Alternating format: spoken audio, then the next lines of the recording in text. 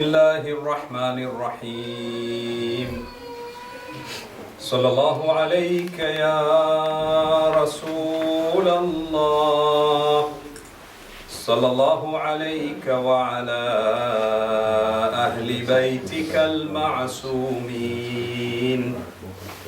صلى الله عليك يا أبا عبد الله صلى الله عليك يا ابن رسول الله يا رحمة الله الواسعة ويا باب نجاة الأمة ما خاب من تمسك بكم وأمن من لجأ إليكم يا ليتنا كنا معكم سادتي فنفوز فوزا عظيما.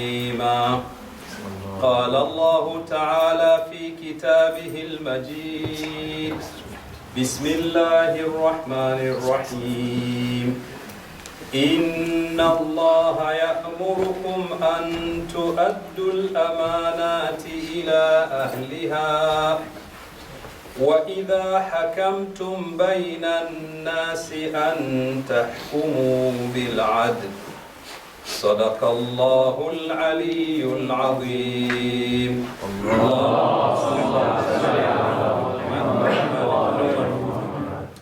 Respected brothers and sisters, Assalamu alaikum wa rahmatullahi wa barakatuh. Alhamdulillah, we thank Allah subhanahu wa ta'ala, the one who has given us this opportunity to meet and discuss something which is related to Ahlul Bayt alayhi salam. Ahlul Tahara wal Naqi aw wal Naqa. The Ahlul Bayt, the family of Rasulullah who are connected with purity. When you get the opportunity to discuss something, to listen, to contribute in the lives of Ahlul Bayt alayhimus salam, it is an honor by itself. So we thank Allah subhanahu wa ta'ala for this opportunity. And number two, we know there are amongst us, or people we know, who are not well. I know specifically one particular, an old man who is in need of your dua. So inshallah, we ask you, bi barakat Imam Abi Abdullah, to pray for him and pray for all those who are married, inshallah. Allah subhanahu wa ta'ala in the ayah which I have recited says, which is in Surah An-Nisa. Surah An-Nisa, Surah number 4, ayah number 58.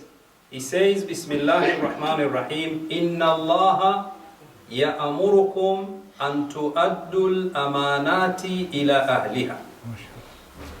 Wa idha hakamtum bayna an-nas an tahkumu bil adl. Until the end of the ayah. Allah says, Inna Allaha, indeed Allah.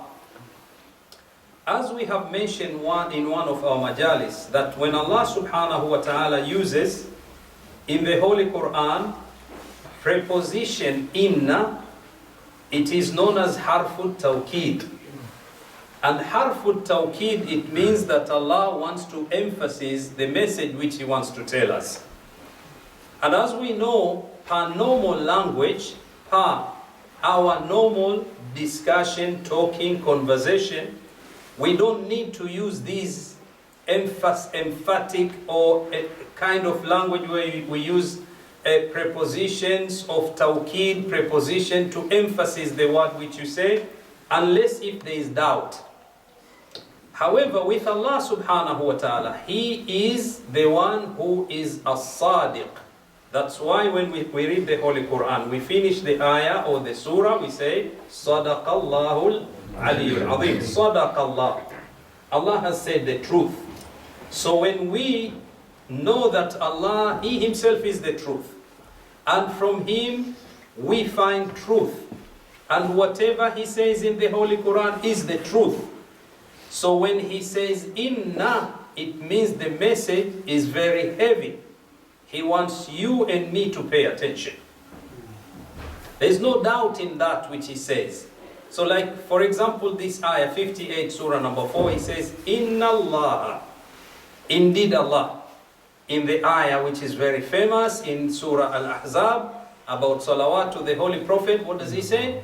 Inna Allah wa malaikatahu yusalluna ala nabi ya ayyuhalladhina amanu sallu alayhi wa sallimu taslima. Allahumma salli ala Muhammad. Inna Allah, indeed Allah.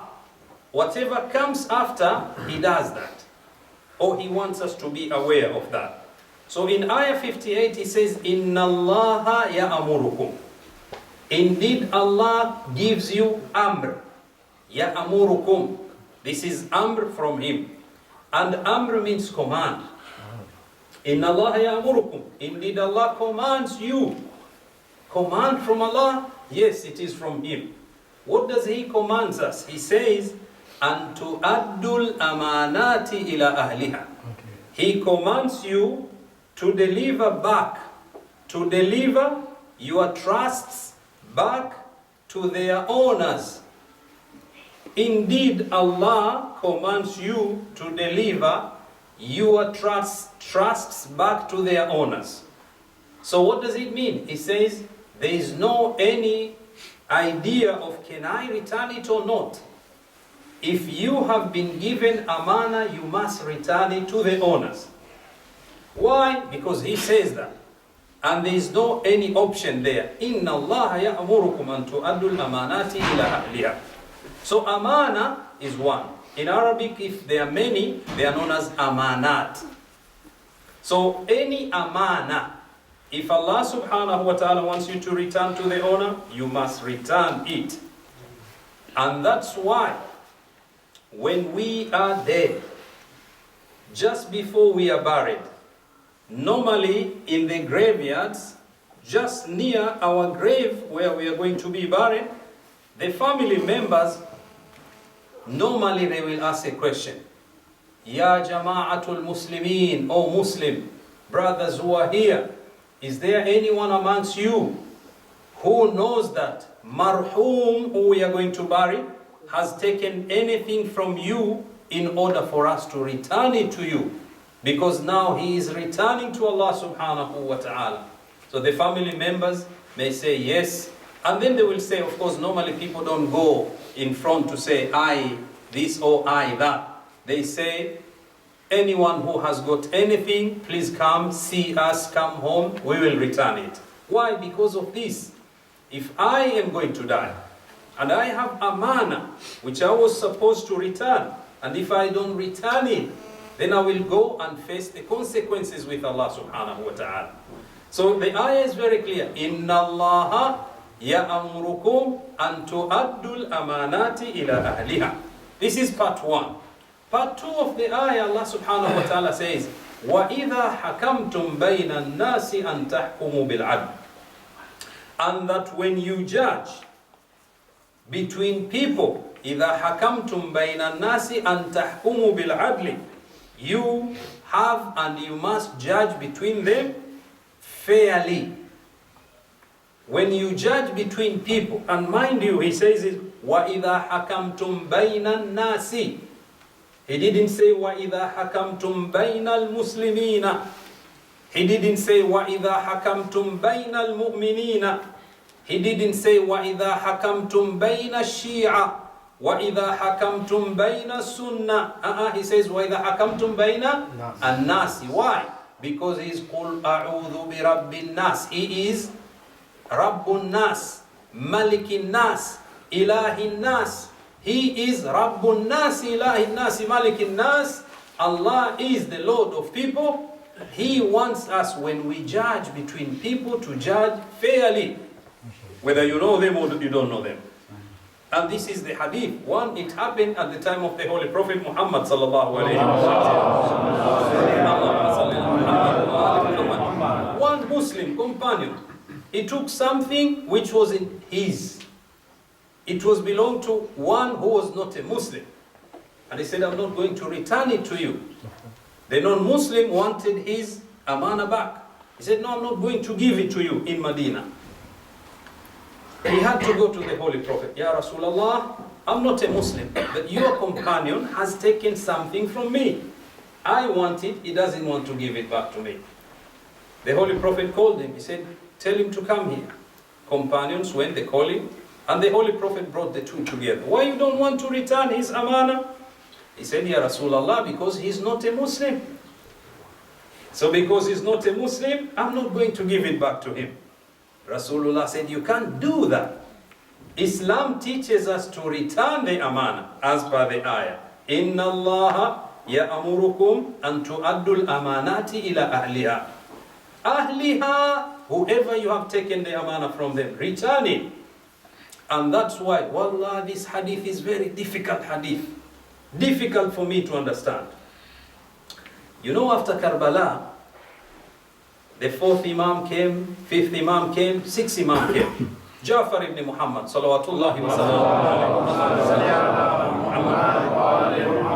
One day he was talking, giving lessons to his companions about amana. He said, I swear by Allah, if I was given a sword, which the sword was used to slaughter Aba Abdullah in Karbala as amana, and the owner wants the sword back, I will return it back. The sword which killed Aba Abdullah, the sixth Imam, you are ready to return it? He said, yes. Why? He said, because it is amana.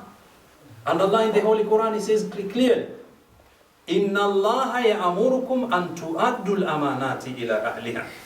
So when we talk about amana, is something which is very important. This ayah about amana, it's a long ayah. We have taken only two parts of the ayah because why? Number one, it talks about the amana. Number two, about judging between people. We want to connect this with our subject tonight. Our subject tonight is about modern Muslims. Modern Muslims, the way we understand today, there are many branches of them. However, within modern Muslims, we see that those who are ready to take the amana away and they do not want to return it to their owners. So we find it a bit odd, and that's why we want to talk about this. Now, when we talk about modern Muslims and modern, the word itself, this word is relating to present and recent time. So when we say modern, it means present. When we say modern, we say recent time, not ancient or remote time. It is a characteristic of present and recent time. Other words, when we talk about modern, we talk about contemporary. So this is modern. And with contemporary, you may find that people talk about characteristics of contemporary styles like art. You have modern art. And then you have, for example, modern literature. Even with music, people say we want modern music. Meaning what? They want to reject the traditionally accepted or sanctioned forms and emphasize individual experimentation and sensibility. So when we talk about a modern person, they say that this is the one who is of modern time. And with us as Muslims, why do we need to talk about this? This word has also come into our communities, societies, families. You and me, sometimes when we talk, we say, well, I want to become a modern Muslim. I am a modern Shia. Why should I follow those who are traditionally Shia? I am a modern. So what do you mean by this modern? We need to discuss about that. So a person who is known as a modern person, this is whose views and tastes are of modern time. We mean recent time. And it is here we understand sometimes when you say you need to be a modern, meaning you need to be up to date. Okay, up to date is fine. But with modern also, we find even among Christians, Muslims, and other people, when they talk about modern, what they mean, they say that there's a modern culture outside there. And this modern culture refers to the shift in collective thought that took place with the rise in scientific advancements during the Renaissance. The shift continues into the contemporary age. So because of the change, people, they didn't follow much about scientific discoveries and scientific issues, science and technology, which wasn't at the other time. Now we are living in modern, we need to follow that. Even among Muslims, we find that when you Google, for example, or you read, there are many books, and inshallah we will mention these in our coming lectures. You find that there are, for example, within the Muslim world, a scholar like Muhammad Abdu, who was an Egyptian scholar. When you type modern thinkers, modern Muslims, his name comes. Why? Because he was as Al-Azhari. He was the leader of the University of Al-Azhar in Egypt, and he wanted to bring new ideas within the University of Al-Azhar in order for it to be a modern university. By the way, the University of Al-Azhar, do you know that it is connected with Fatima to Zahra salawatullahi sallallahu. We understand that there was a time where Ismailis, as a madhab, they ruled Egypt. When they ruled Egypt, they decided to establish a university of its kind. And because they had the idea of following Ahlul Bayt, they decided to call that Al-Jami'ah, that university, Al-Azhar, in order for it to be connected with the noble lady of light, Fatima to Zahra, salawatullahi wa sallam. And recently, Al-Azhar, it was like sleeping for quite a long time, sleeping giant. Recently, Al-Azhar has waken up. Why? Because they are amongst Muslims who calls themselves Sunni, Ahlus Sunnah wal Jama'ah. And these are known as Salafi. Salafi, they use the word Ahlus Sunnah for quite a long time. Azhar as university recently, they were leading a big conference which happened recently. From all the schools of Ahlus Sunnah and the Muftis, they decided to say, you know what? We need to take our name back from those who are known as Salafi. They are not Ahlus Sunnah. We are Ahlus Sunnah. We, the madhab of Shafi, Maliki, Hanafi, and Hanbali, we are Ahlus Sunnah. But these Salafis, they need to be known as Wahhabis because they are not Ahlus Sunnah. So Al-Azhar is waking up. And from Al-Azhar University, you can see that their thoughts, the way they think, is not the way of Salafi. And it is because of this you may find that they are tolerant with other Muslims. They don't call any Muslim as kafir. Not like the way Salafi do. Muhammad Abdu was the leader of this university, Al-Azhar. He brought new changes. And through him, when you look at the names of the Muslims who are known as modern Muslims, modern thinkers, you can see Muhammad Abdu clearly there. Another scholar, Jamaluddin Al-Afghani. Jamaluddin is known as Al-Afghani because there is a belief that he came from Afghanistan. Iranians, they say, no, he was not known as Jamaluddin Al-Afghani. He is known as Jamaluddin Al-Istarabadi. Because why? He was not an Afghani, he was an Iranian. So there is kind of a tug of war. Afghani say he's from us, Iranians say he's from us. But he's known as Jamaluddin Al-Afghani. Jamaluddin Al-Afghani was a modern Muslim. He started a magazine. The magazine to unite Muslims when the time of colonialism, when France as a country went to colonize many Muslim countries. He said we need to bring modern thinking to awake Muslims in order for them to be aware of the situation which is happening. And he did a lot. He traveled a lot. He met with Muhammad Abdu. He traveled extensively to bring the new ideas, modern thoughts, to the Muslims in order for them to know the dangers which are happening here. Another scholar, Sir Muhammad Iqbal. Muhammad Iqbal, you know better than me, that he brought new ideas to tell Muslims you need to awake, to fight for your rights. You need to think differently from outside the box in order for you to see Islam properly.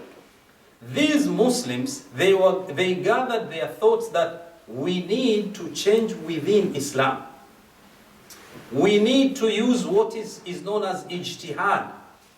Ijtihad in order for us to work hard, to work showing our juhud in understanding the text, in order for us to find a new way.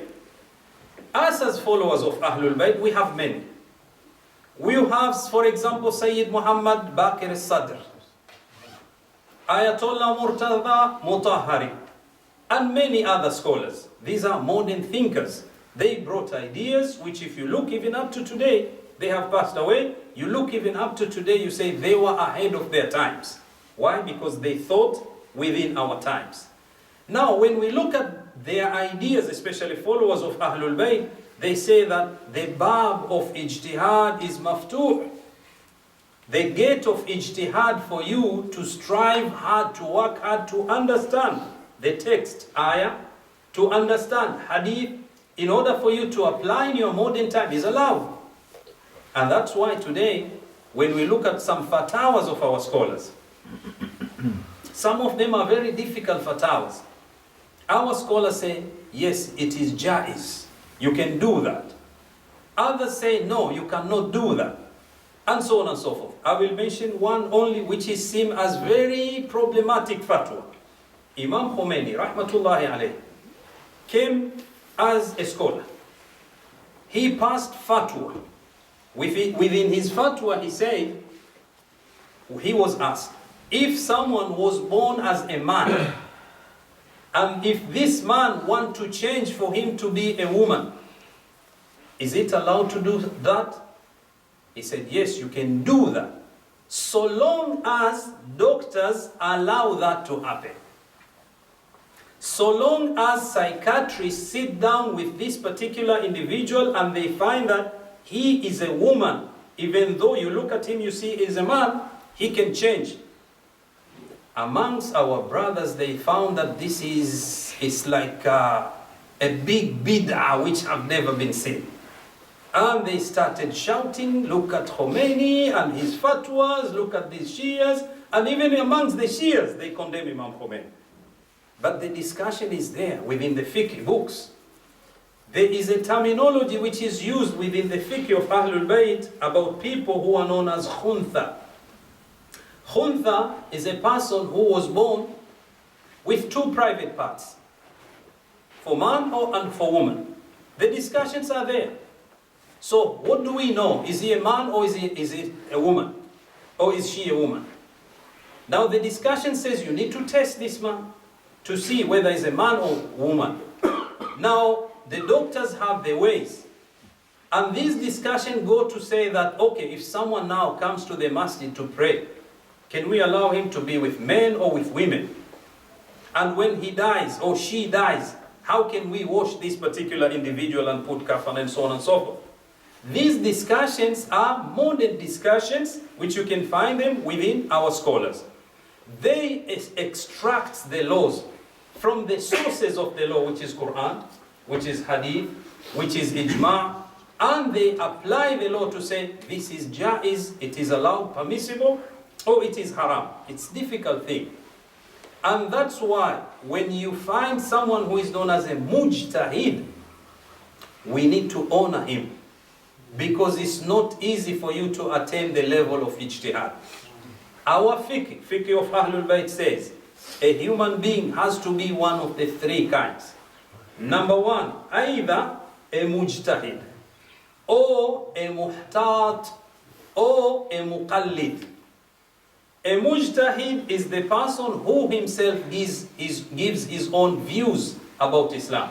He doesn't follow anyone. He says, I read Quran, I read Hadith, I know the biographies of the narrators of Hadith, I know tafsir of this ayah, I give my fatwa, I say this thing is halal, this thing is haram.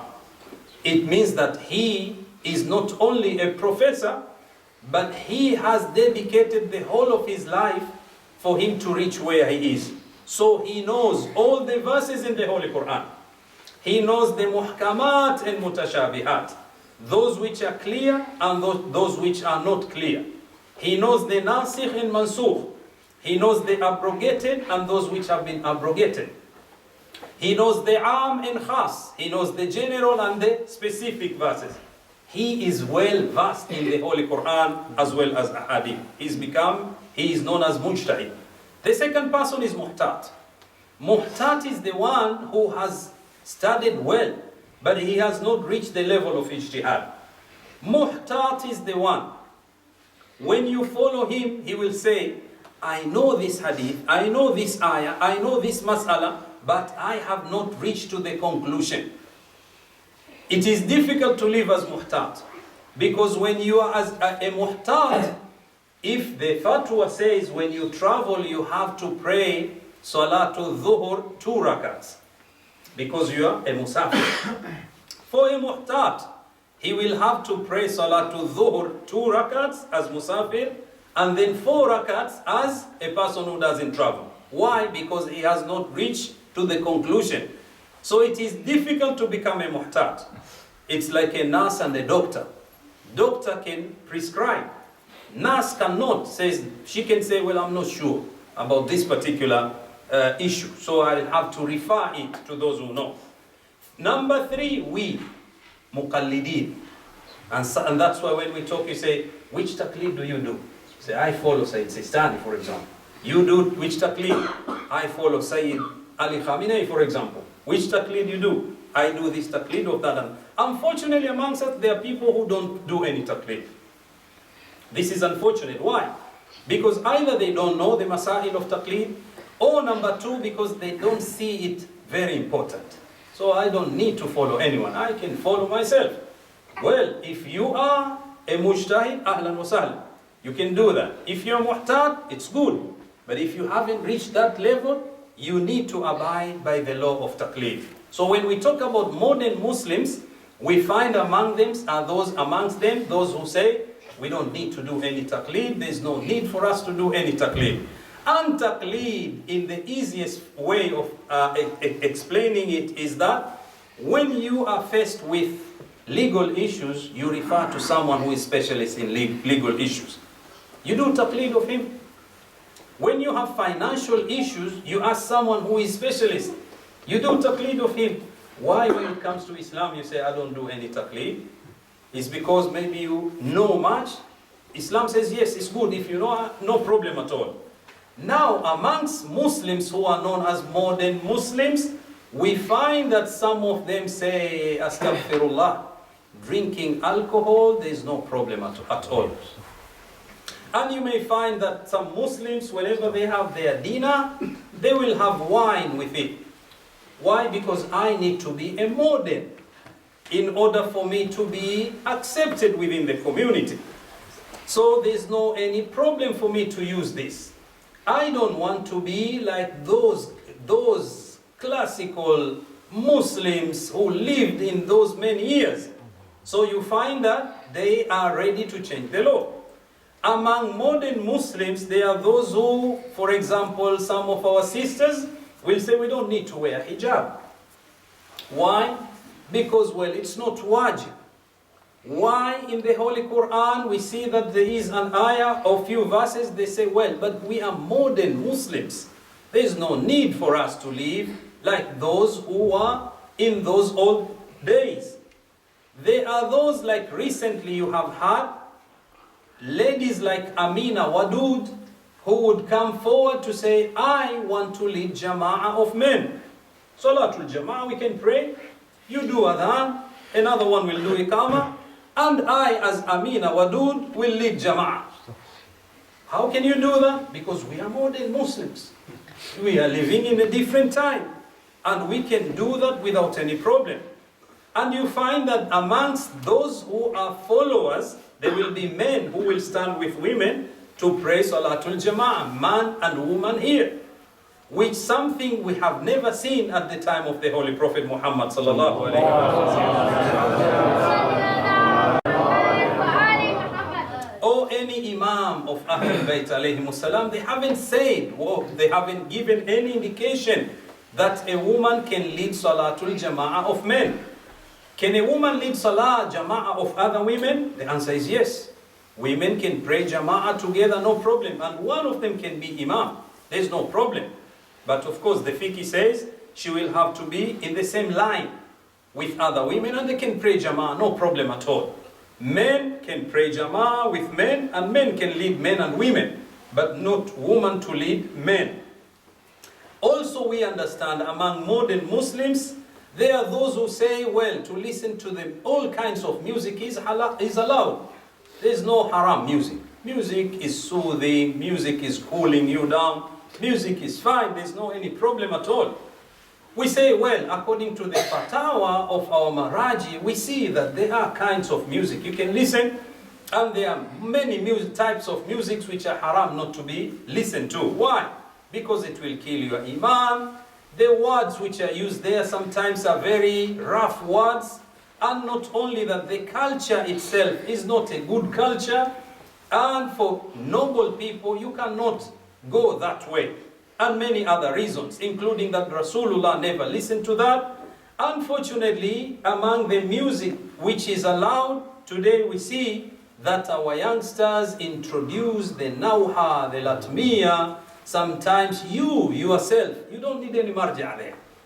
When you sit down to listen to that, you say, oh, I think this one, no. This one has crossed the line. I think we don't need this one. Why? Because I need to attract attentions of many people to come and listen to that. So we need to be very careful there.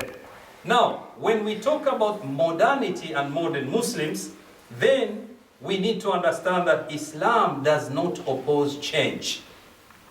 If by modern we mean change, Islam doesn't oppose change, but we change within Islam.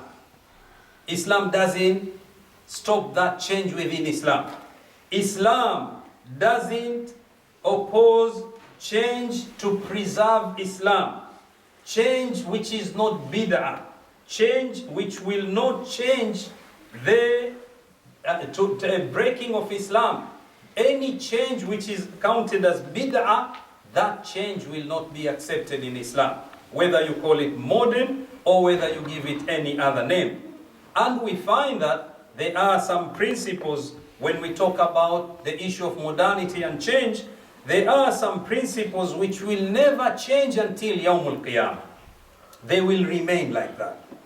Do you want to tell me that a time will come for a modern Muslim to say, I want my father and my mother to show me respect? I'm not going to show respect to them. They have to show me respect. That will never happen. Yes, we show respect to our children, but the first respect is of our parents. Another change which will not be allowed in Islam is the change of not returning amana. Whether you are modern, whether you are classic, Islam says whenever you take amana, you have to return amana to the people. Until the day of Yawm al-Qiyamah, this one will remain as a principle which Islam honors it, because returning amana is one of the very important things. We read in Surah Al-Mu'minun.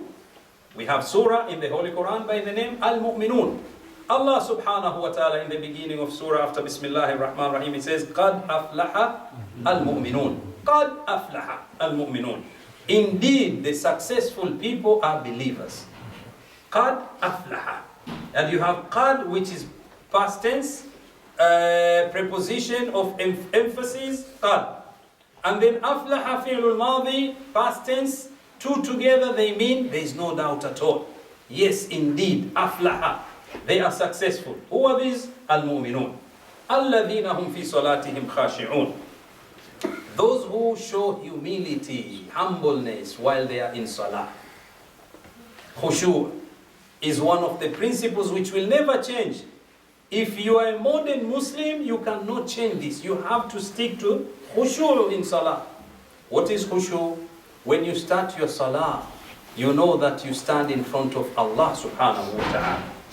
Nothing will shake you, nothing will make you to change. And it will make you to change. Salah, which you pray, will make you to change. Hadith of the Holy Prophet Muhammad sallallahu alayhi wa sallam. He says the meaning of the hadith, if you know the barakat and rahmat, blessings and mercies which come down to you when you are in salah and after you finish salah, you will always wait in order for you to pray. There are many rahmah. And then he says, many sins are forgiven when you finish your salah. Just salah. But it needs khushu', humility when we pray. You know the humility of Amirul Mu'mineen, Ali bin Abi Talib, salawatullahi wa. When he was hit by that arrow in a war, arrow entered the foot of Imam Amirul Mu'mineen. The story we have heard about it. Dhikru Ali ibadah. We mention Ali because it's ibadah. Yeah, it is a service which we do to ourselves to gain thawab. While the arrow was in his foot, they tried to take it out, they couldn't. He was in pain. Asadullah al-Ghalib was in pain. The lion of Allah was in pain. Rasulullah knows Ali better than anyone. Why? Because Ya Ali la ya'rifuka illa Allah wa ana. Ali, no one knows you better except Allah and me. وَلَا يَعْرِفُنِي إِلَّا اللَّهُ وَأَنْتَ. And no one knows me better except Allah and you.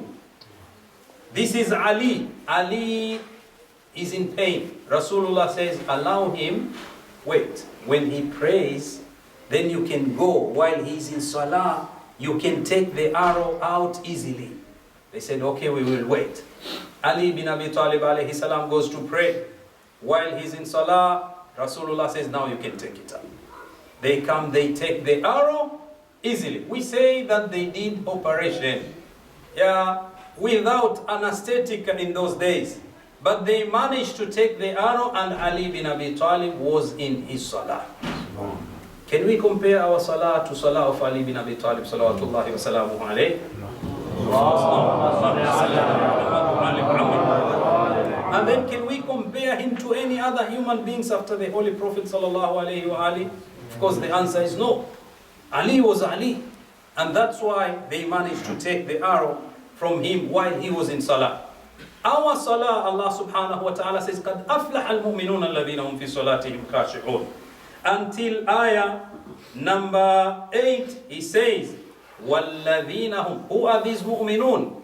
وَالَّذِينَ هُمْ لِأَمَانَاتِهِمْ وَعَهْدِهِمْ رَاعُونَ.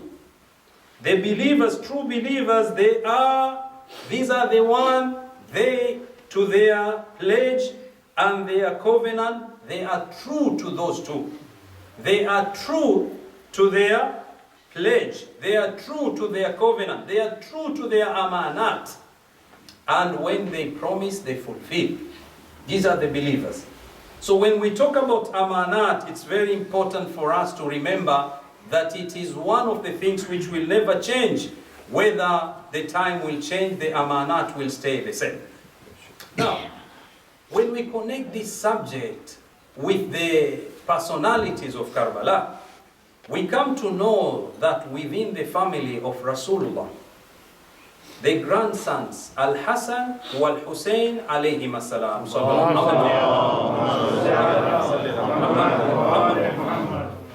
they were amana. And when we talk about amana, amana doesn't mean money only. So you give me money, I keep it, then I'll have to return. Amana could be money. Amana could be words, which I told you to keep. Amana could be secret, keep it. Amana could be anything. I give you this as my amana, please keep it as amana. You keep it. You keep the amana of Muslims, you keep the amana of non-Muslims. Why Rasulullah was known as As-Sadiq al-Amin? As-Sadiq and Al-Amin. Sadiq, truthful one. Amin, the trusted one. Because he used to keep the amanat of people who are non-Muslims. And the time of Hijrah came, they said, we need our amanat back. The Holy Prophet wasn't there. And they started spreading rumors. He fled with our amanat. Amirul Mu'minin called them and he said, no, come, I have all the amanat. When they went, he returned all the amanat to them. And they were saying, Wallah, we didn't know that the way we put even the notes, they are still the same. This is the amanat. Within the school of Ahlul Bayt, we have the discussion among the scholars of fiqh and akhlaq. They say when someone gives you amana, return it the way you are given. Now they discuss among themselves, top level of discussion. They say, what if someone gives you a bank note? Let's say 50, let's say 10. You keep it as amana. Can you spend that 10 or 50 and give another 10 or 50? They discuss about this. Some of them say, no, you can't use any. You can't use that one.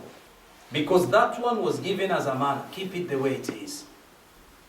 But others, they say, since it is money, and it is 50 or 10, you give any 50 or you give any 10. Not anything else, you cannot use that. However, the discussion is there. Allah wants us to return the amanah. Now we look at Al-Imamain, Salamullah alayhima, we find that they were amana. This amana was given to Imam Amirul Mu'minin. Imam Amirul Mu'minin took care of them. In Karbala, when people were going to Karbala, as we mentioned, they left Medina. Imam Abi Abdullah took the family members and those who were related. Among them was Qasim ibn al-Hasan. Qasim ibn al-Hasan was the son of Imam Hassan, the brother of Imam Hussein alayhi salam. We find that Qasim was young, below the age of 15. And Imam alayhi salam decided to take Qasim with him because why?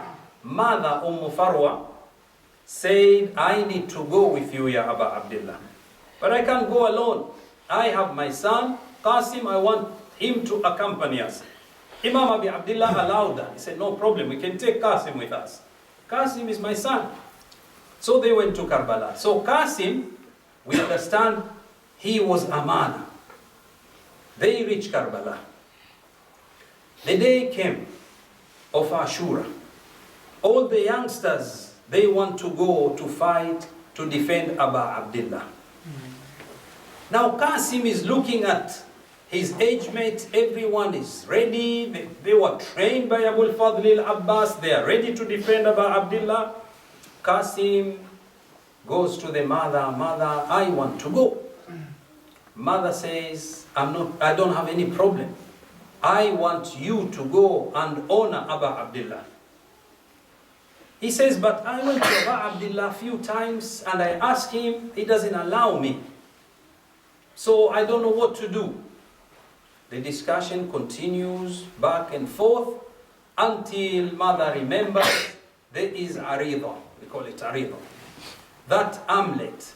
Within amulet there is a letter which was written as Amana from Imam Abi Muhammad al-Hasan alayhi salam to his brother. He says, my brother, a day will come when you will need my assistance, but I will not be there. I give you my son Qasim as amana for him to represent me on the day when you will need me most.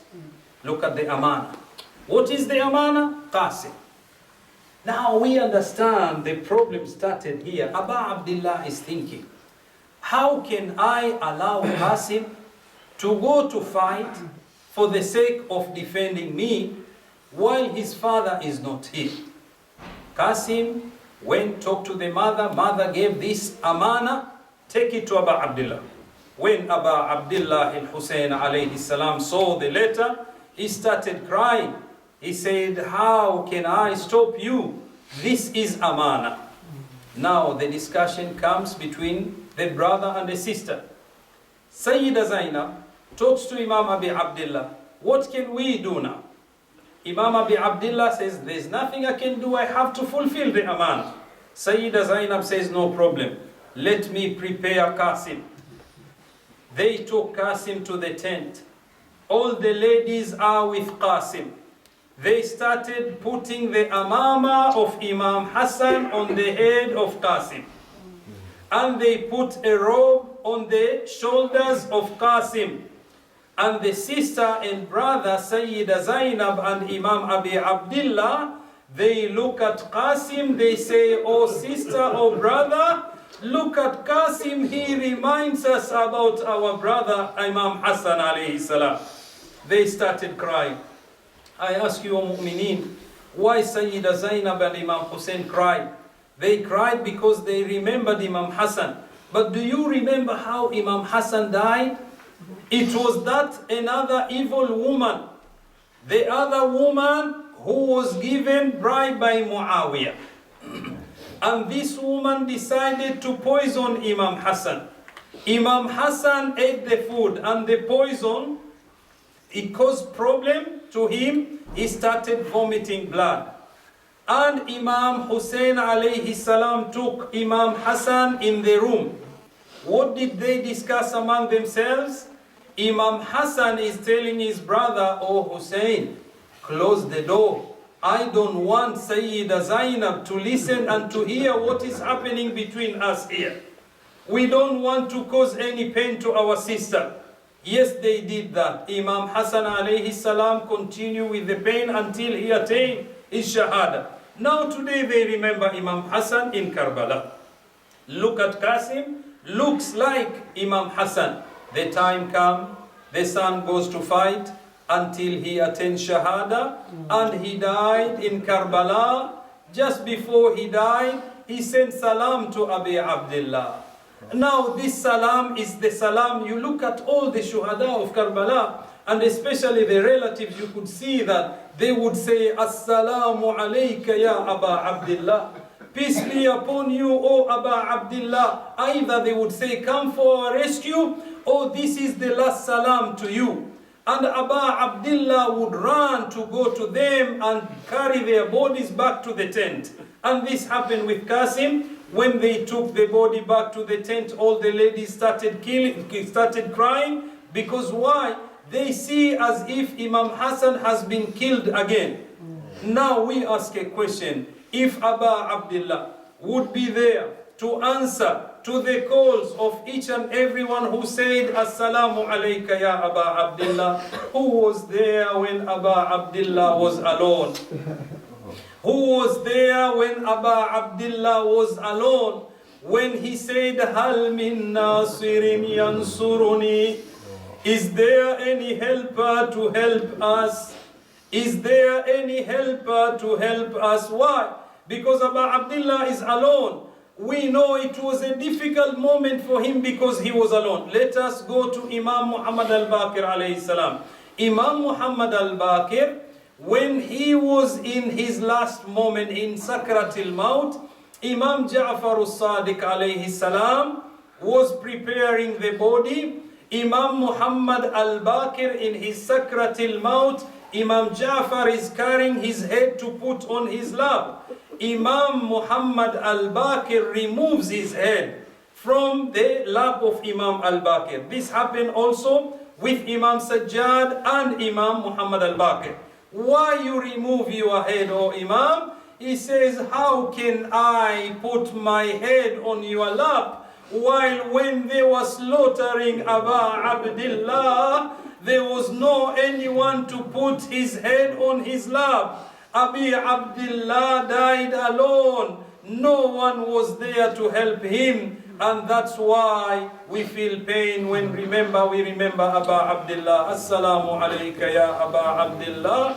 وعلى الأرواح التي حلت بفنائك عليك مني سلام الله أبدا ما بقيت وبقي الليل والنهار. السلام على الحسين وعلى علي بن الحسين وعلى أولاد الحسين وعلى أصحاب الحسين جميعا ورحمة الله وبركاته. يسك الله subhanahu wa ta'ala to fulfill our hajat. Ya Allah, we ask you to cure all the marid. Ya Allah, we ask you to bless this gathering. Ya Allah, we ask you to allow the ziyarah of Aba Abdullah in Karbala and his shafa'ah on the day of Yawm al-Qiyamah. Ya Allah, we ask you to increase the love of Aba Abdullah and the love of Ahlul Bayt in our hearts. برحمتك يا أرحم الراحمين. رحم الله من قرأ الفاتحة مع الصلاة على محمد وآل محمد.